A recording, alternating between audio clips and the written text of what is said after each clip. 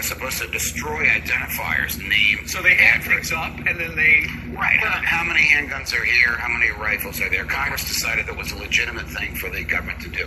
But Congress decided that since the states regulate guns, not the federal government, the federal government would never be able to keep a list of every gun owner and every gun owned by that person. But they are, apparently. But they are.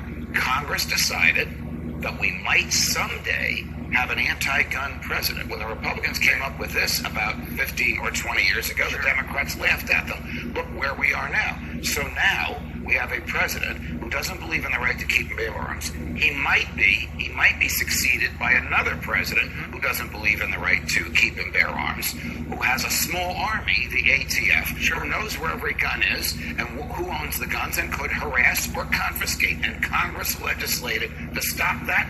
This lawless administration has broken that law and retained that information. Judge, it shouldn't surprise us, should it? I mean, the IRS targeted people. Why shouldn't the ATF? It shouldn't surprise us. It's reprehensible. It violates federal law. It violates a Supreme Court opinion. It violates our natural right to self-defense, which is protected by the Second Amendment. This report has been out a couple of days. Why is this not a bigger deal? Because there are very few networks that are concerned about the right to keep and bear arms. I dare say nobody else is talking about this. Members of Congress should be up in arms. They wrote the law that the president and his people are defying. Okay, so there's this list somewhere in Washington, this illegal database. Right.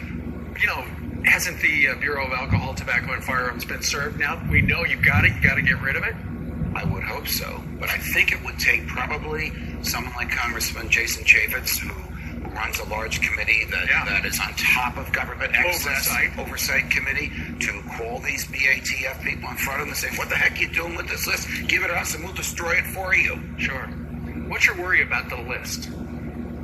That an anti-gun president or somebody in an anti-gun president's administration could use the list to harass gun owners, law enforcement, military, and civilians who disapprove of the government's policies. And that would be reprehensible. And ultimately, it would be essentially a map to where all the guns are. To confiscate.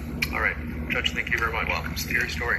What do you think? Email us, friends@foxnews.com. Meanwhile, coming up, the general says it's anything but he's here in the next hour. And a powerful message from this police chief. He says all lives matter, and all of his officers now have those words on their